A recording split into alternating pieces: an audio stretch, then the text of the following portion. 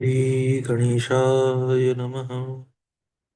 गुरुर्ब्रह्मा गुरुर्विष्णु गुरुर्देवो महेश्वर गुरुर्साक्षात् परब्रह्म तस्मै श्रीगुरुवे नमः। त्वमेव माता च पिता त्वमेव त्वमेव बन्धु च सखा त्वमेव त्वमेव विद्या द्रविणं त्वमेव त्वमेव सर्वं मम देवदेव। ये भगवती सावित्री साक्षात भगवान शंकर की अर्धांगिनी हैं। 5 मुख, 10 भुजाएं तथा 15 नेत्रों से समन्वित हैं। इनके शरीर का वर्ण अत्यंत उज्जवल है।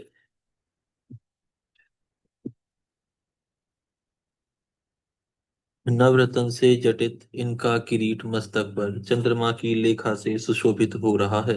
शुद्ध स्फटिक के समान इनके शरीर की कांति है। मंगलमयी ये हाथों में 10 आयुध धारण की हुई हैं।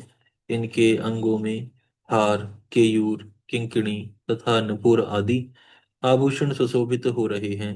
ये दिव्य वस्त्र तथा रत्नों के आभूषणों से मंडित हैं। ये शिवा सर्वव्यापिनी है एवं विष्णु, ब्रह्मा, देवता, ऋषि, गंधर्व, दानव एवं मनुष्यों से सर्वदा सेवनीय है।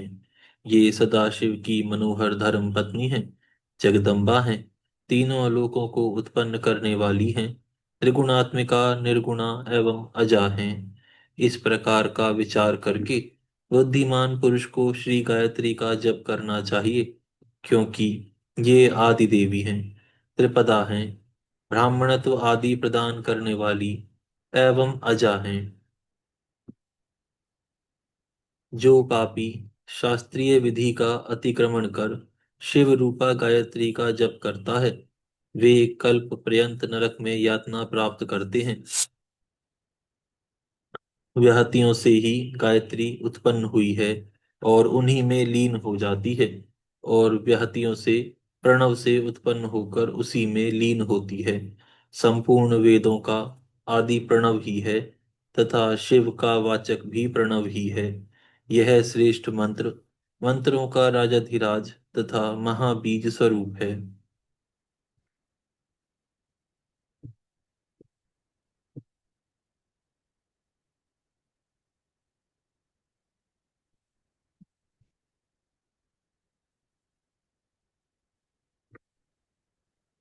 संपूर्ण वेदों का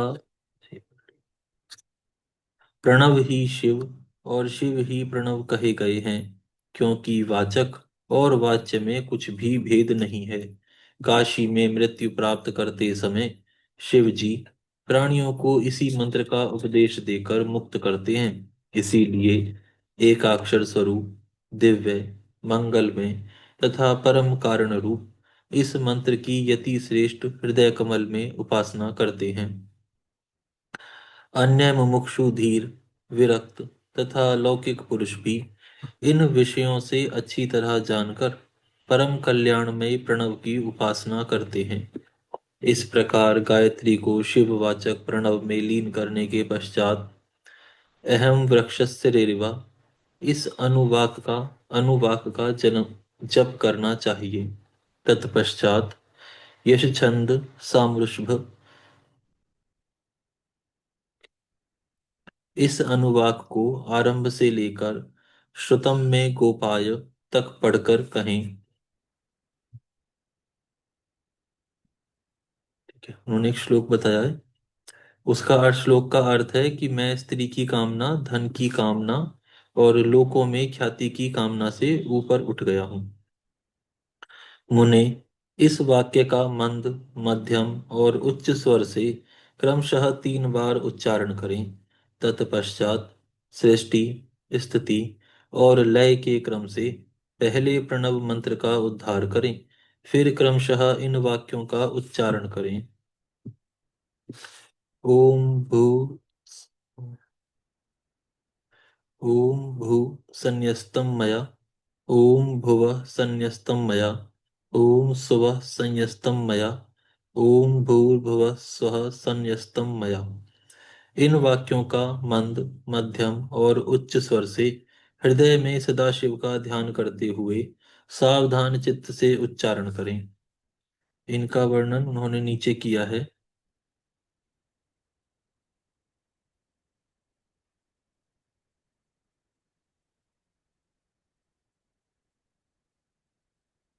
अहम वृक्षस्य रेरिव कीर्तिपृष्ठं गिरिरिव ऊर्ध्व पवित्रो वजनीव स्वमृतं भस्मी द्रविणं सर्वचसं सुमेधा अमृत सोक्षिता। इसका अर्थ है, मैं संसार वृक्ष का उच्छेद करने वाला हूँ। मेरी कीर्ति पर्वत के शिखर की भांति उन्नत है। अन्नोत्पादक शक्ति से युक्त सूर्य में जैसे उत्तम अमृत हैं, उसी प्रकार मैं भी अतिशय पवित्र अमृत स्वरूप हूँ। तथा मैं प्रकाश युक्त धन का भंडार हूँ। परमानंदमय अमृत से अभिषिक्त तथा श्रेष्ठ बुद्धि वाला हूँ। इस प्रकार यह त्रिशंकु ऋषि का अनुभव किया हुआ वैदिक प्रवचन है। अगले श्लोक का अर्थ है, जो वेदों में सर्वश्रेष्ठ है, सर्वरूप है और अमृत स्वरूप वेदों से प्रधान रूप में प्रकट हुआ है, वह सबके स्वामी परमेश्वर मुझे धारणा युक्त बुद्धि से संपन्न करें। हे देव, मैं आपकी कृपा से अमृतमय परमात्मा को अपने हृदय में धारण करने वाला बन जाऊं। मेरा शरीर विशेष फुर्तीला, सब प्रकार से रोग रहित हो और मेरी जिह्वा अतिशय मधुमती, मधुर भाषिणी हो जाए। मैं दोनों कानों के द्वारा अधिक सुनता रहूं। हे प्रणव, आप लौकिक बुद्धि से ढकी हुई परमात्मा की निधि हैं। आप मेरे सुने हुए उपदेश की रक्षा करें।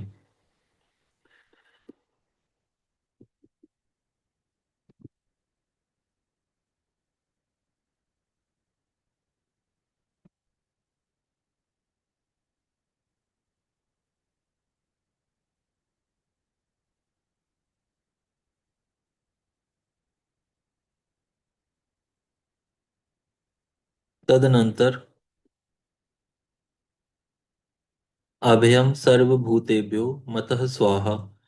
इसका अर्थ है, मेरी ओर से सब प्राणियों को अभयदान दिया गया।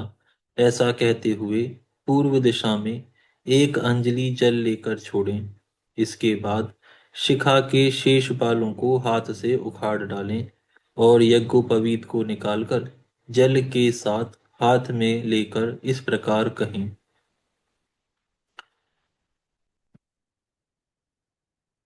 ओम भू समुद्रम कच्छ स्वाहा।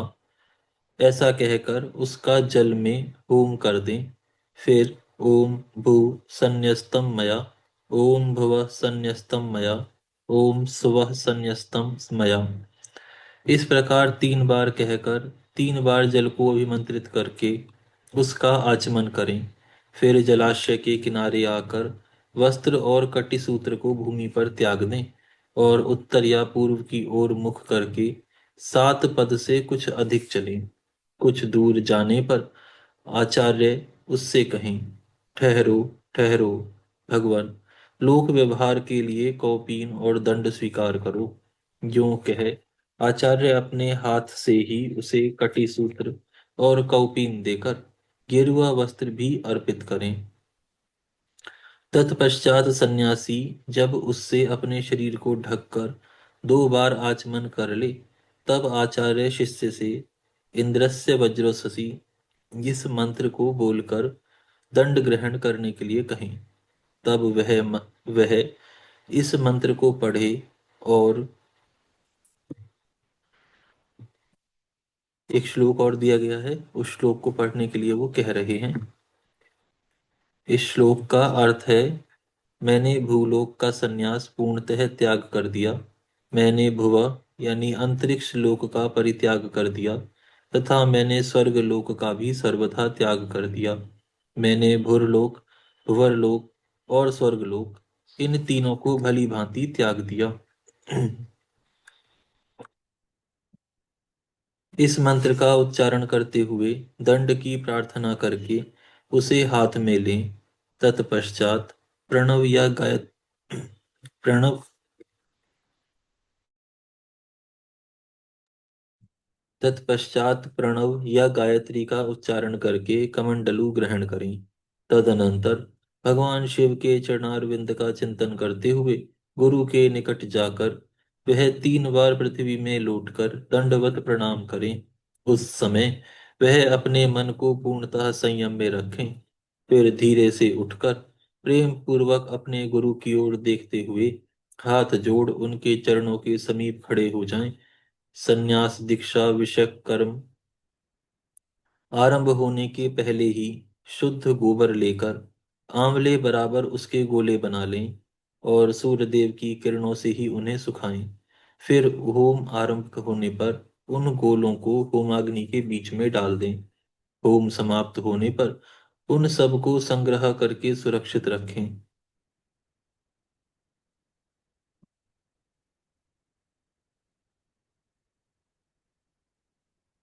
तदनंतर दंड धारण के पश्चात गुरु विरजाग्नि जनित उस श्वेत भस्म को लेकर उसी को शिष्य के अंगों में लगाएं अथवा उसे लगाने की आज्ञा दें।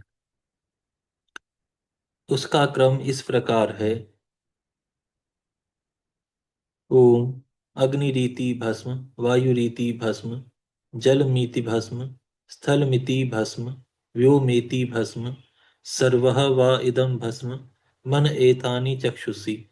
इस मंत्र से भस्म को अभिमंत्रित करें। तदनंतर ईशान आदि 5 मंत्रों द्वारा उस भस्म का शिष्य के अंगों से स्पर्श कराकर उसे मस्तक से लेकर पैरों तक सर्वांग में लगाने के लिए दे दें।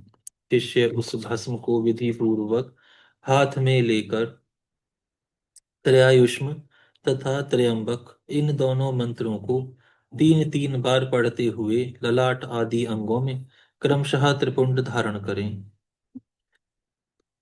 त्रयायुष्म ये त्रयायुषम और त्रयंबकम ये दोनों यजुर्वेद के श्लोक हैं। वो श्लोक नीचे बताए गए हैं। इसके पश्चात अत्यंत भक्तिभाव से समन्वित हो उत्तम शिष्य अपने हृदय कमल में विराजमान उमा सहित भगवान शिव जी का ध्यान करें।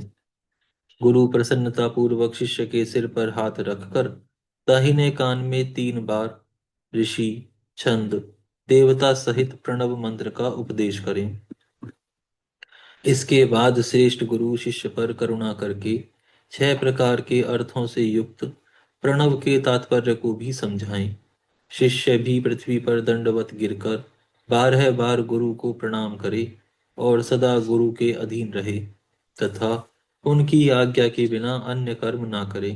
गुरु की आज्ञा से शिष्य सर्वदा वेदांत के अर्थ के अनुसार सगुण एवं निर्गुण भेद से शिव ज्ञान में तत्पर रहे। गुरु सर्वदा श्रवण मनन निधिध्यासन प्रातःकालिक अनुष्ठान तथा अंत में जप आदि कार्य उस शिष्य से कराते रहें। शिष्य भी कैलाश प्रस्तर नामक मंडल में शिवजी द्वारा कही गई विधि के अनुसार शिव पूजन करता रहे। यदि शिष्य गुरु के आज्ञा अनुसार मंडल में शिव जी का सदा पूजन करने में असमर्थ हो तो गुरु से भगवान शिव का पीठ युक्त स्फटिक लिंग ग्रहण कर उसी की पूजा करे। चाहे मेरे प्राण चले जाएं अथवा भले ही सिर कटा लेना पड़े, किंतु भली भांति भगवान त्र्यंबक का अर्चन किए बिना कभी भी भोजन नहीं करूंगा। इस प्रकार शिव भक्ति रखते हुए वह शिष्य गुरु के समीप दृढ़ चित्त होकर 3 बार उच्चारण करके शपथ ग्रहण करे। इसके बाद शिव भक्ति में तत्पर मन वाला वह पंचावरण मार्ग से परम भक्ति के साथ नित्य महादेव का पूजन करे। यहाँ पर यह अध्याय पूर्ण होता है।